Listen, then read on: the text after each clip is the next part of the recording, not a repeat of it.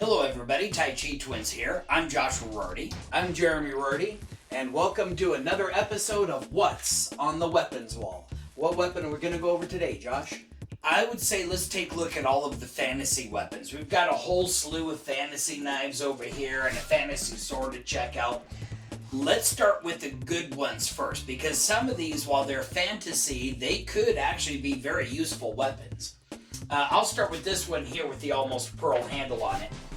These fantasy knives were gifted to us by a neighbor who had collected them for a long time and had come over and seen our collection and realized that our collection was much more impressive. So they wanted to gift these to us. Now this one, look at that wicked blade. This is a really heavy knife. That's almost, I want to say, a full 1/8 of an inch thick blade. And you can feel the weight behind it. If I show you the handle itself, you'll notice that's full tang, which means the knife is this thick all the way down into the pommel. So you're going to have a hard time breaking the knife. If anything, the scales might come off. But when I look at it, there's no gap in that scale. So you could probably throw this one and it would be fine.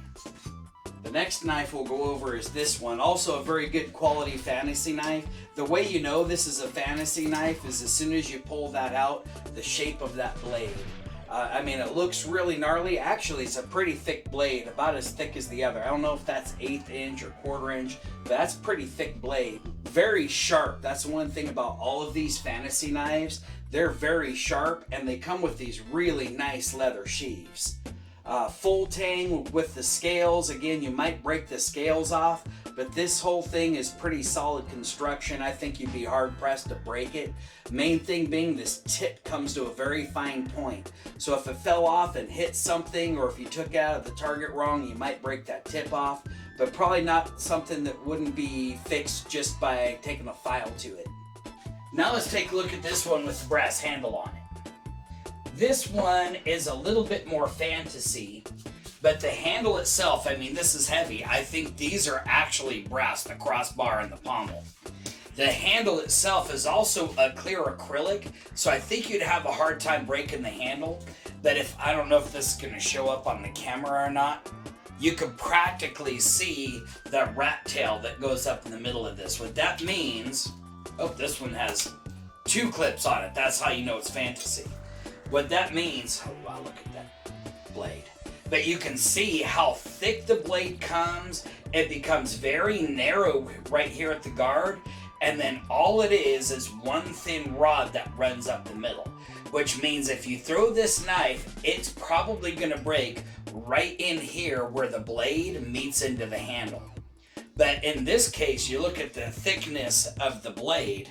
That's one of the thicker ones that's up there. This one might actually stand a chance for a couple of throws. Let's check out this one next. It's very similar to the other one. Again, I think these fittings on it are actual brass. It feels the handles are very heavy. And then it's got this acrylic handle on it. But you can see, just like the other one, that it's got a rat tail tang.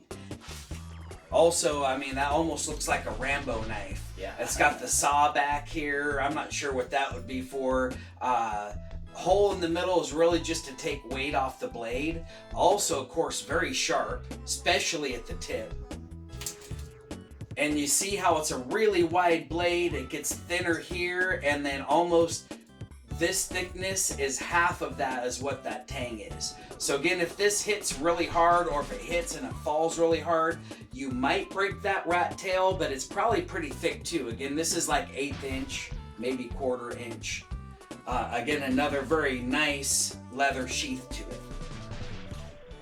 Now, I would also consider most of these to be Bowie knives, because that is certainly a large knife, and it's a sheath knife, and they all have these clipped edges to it. So even though it is fantasy, it's based on the dimensions of an actual knife. This one might be more along the lines of a short sword. Now moving on to a little bit more fantasy, let's take a look at the panther knife. I call it the panther knife because it's got that panther head.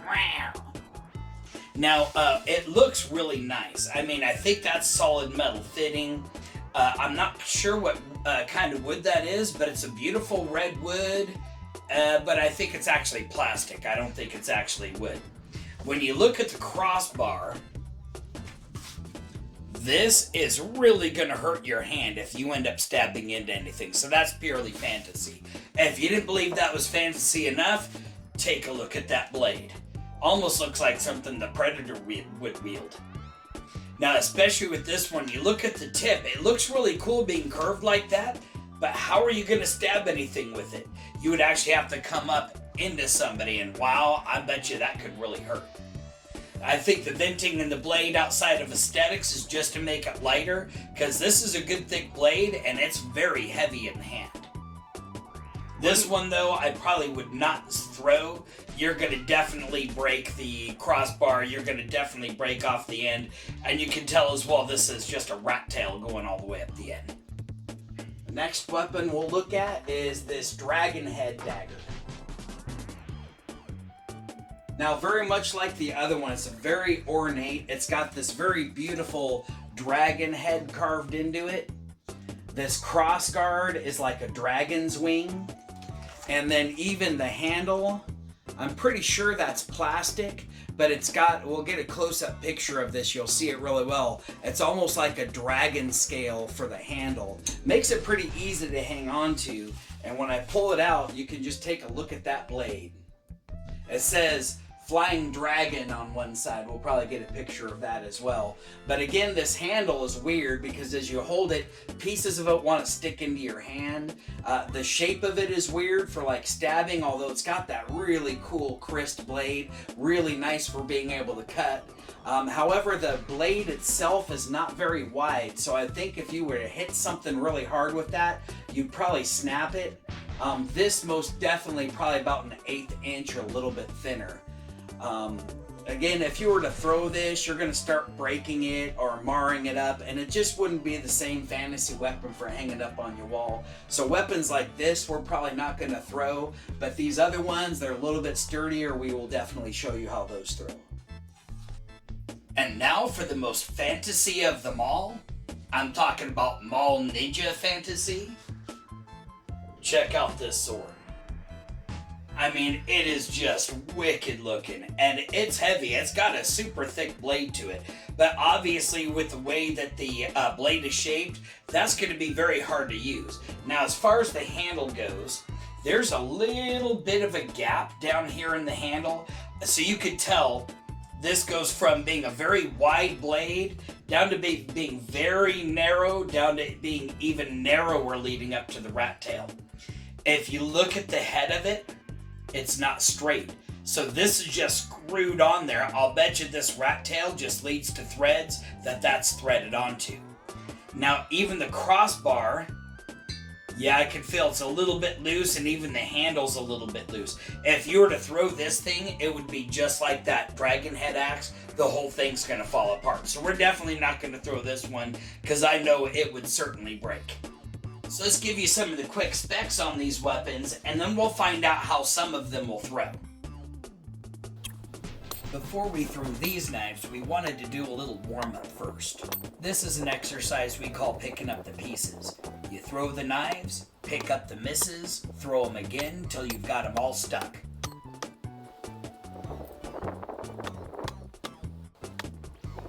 Once we felt more comfortable, we moved on to the Bowie knife, which was close to the same size and shape as the Fantasy Knives. Let's start with the sturdy Fantasy Knives first. We chose to throw these two knives together because they're very similar in length and weight. This will help our consistency as we go through our various techniques. The white scale knife is 18 inches long versus the red scale knife, which is 16.5 inches.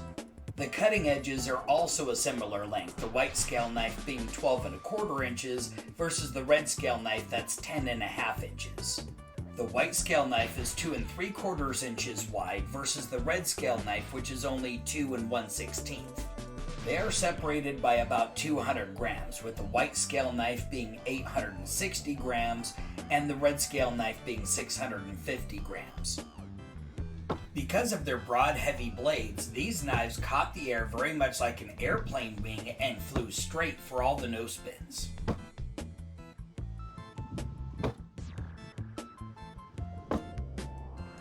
Just listen to how much force is created from these heavy knives. Nice.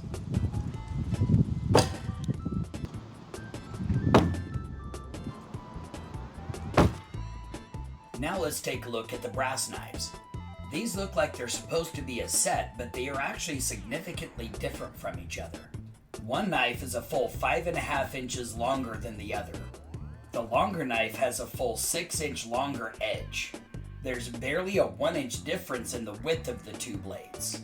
The big difference, however, comes down to the mass, with the shorter knife being almost 200 grams heavier. The massive weight of these blades made it incredibly easy to stick them with minimal effort. You can definitely hear that the short blade has a much heavier impact than the long one.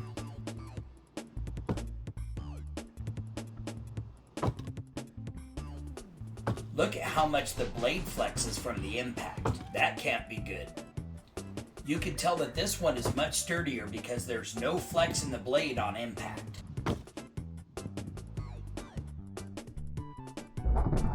No!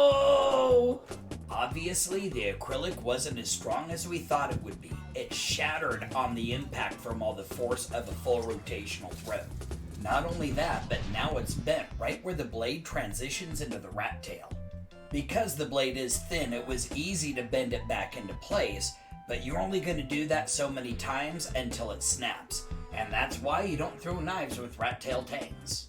Now we're going to have to get a new handle for this thing. Maybe that'll be another video. Now let's take a look at the real fantasy weapons. Even though these knives are significantly different, they're actually very close in size. The Panther knife is 20 inches long, with the Dragon only being 1.5 inches longer. The Panther has a 13-inch blade with a 9-inch edge, whereas the edge of the Dragon knife travels down the entire 13.75-inch blade. At its widest point, the Panther is a full 2 inches wider. The Panther weighs in over 1,000 grams versus the Dragon 760. The tips on both of these blades bend backwards, so if we are going to throw them, we're going to have to throw them backwards. We don't want to break them, so we decided to take a page from our first knife throwing video and lay the target down on the ground. Wow, that actually stuck pretty good. That one sunk so deep, look at how hard it is to pull out of the target. Even though these are definitely fantasy knives, they will throw. Finally, let's take a close look at the Fantasy Sword. This 38.5-inch beast has a 29.5-inch blade with a 27-inch edge. It's 5 inches at its widest point and weighs in at a total of 1,640 grams. Now let's find out if it will throw. Since we're using a sword, let's try out the sword throws. Listen to how much force is generated from over 1,600 grams. I think in conclusion what we found with these fantasy knives, they all threw with the no spins very easily. Especially with these knives, these are the ones we did all the different throws with, mainly because they're really thick blades and they're full tank. So we knew we weren't going to damage these, and sure enough, we missed the target, we'd hit the target weird. Sometimes one knife would hit the other, but to look at these, there's no nicks in the blades, the edges are still very sharp. They're straight, they're solid. This one here, I think one of the throws, it vibrated and the scale on this side moved. It's a little out of place and it's not loose. I can't move it back into place, so everything's still solid. It's just a little weird with this particular scale. Then we got to the brass ones. Now, this one in particular had a good thick blade, so nothing happened to this. It actually stuck very well with all of the throws as well. This one, it did a pretty good job until I hit the handle, and we thought in the beginning that because it was acrylic, that would be really hard to break, but it shattered into pieces. And in the end, it was a little bit bent. I just took it back to the park bench, and I think I did a pretty good job of straightening it out. But in the end, you can see it's just a little teeny tiny rod that's welded to the blade itself. This is just threaded on the end, so it'll be very easy. Take all these pieces off, and I'll be able to replace the handle with something different, maybe a little bit more sturdy. But the number one problem we had with it, outside of breaking a cheap plastic handle, was the fact that this one is a lot thinner, so the blade actually did bend. Probably easily half as thin as the other knives. And then we got to these fantasy knives. Now, the fantasy knife and the fantasy sword, we didn't want to go through all of the throws on them, especially this one. The crossguard is really absurdly heavy and would make it really odd for throwing. The tips, they were curved, but if we did a rotational throw this way, and you were just maybe at the wrong distance, you might get it to stick. But we were able to definitely get it to stick on the target laying on the ground. And afterwards, they're all still tight. There's no wiggling at all involved in it. Again, we threw these safely into the ground so we didn't have to hit a target and have it fall. Again, the handles on these are very beautiful, and I wouldn't really want to break them or mar them up because they do add to the aesthetic of the wall. But like especially this one is very heavy, and if we were to do a bunch of throws, I don't think this blade would be harmed at all. And then last but not least, we come to the sword. Believe it or not, it actually worked with both the saber and the spear throw. It stuck really well. I even threw it once, scamp, and it stuck really well. But scamp, there was so much force behind it. You saw the vibration travel through the sword. Everything's straight on it still, but now the handle's cracked and the crossbar is a little bit wiggly. So I'm glad we didn't go for any of the full rotation or half rotations. That would have been dangerous with this one anyway. But it's just the one side of the handle that's cracked, so as long as I hang it this way, you would never notice. And the one thing special about these fantasy blades is most of them we found when they come are super sharp edges, shoot super sharp tip. So whenever they would even just barely touch the target, they would go in deep and you'd have a hard time getting them back out again. With so many weapons left on the weapons wall, which one would you like us to showcase next? Leave a comment down below. As with any skill, it takes practice and proper training to get good at it. So make sure you look for a good school in your area. If you're in Southern Oregon, contact us for our locations and times. Thanks for watching our video. If you enjoyed it, like it and make sure to share that with a friend. Click the subscribe button and then hit that notification bell so you can catch our next exciting video.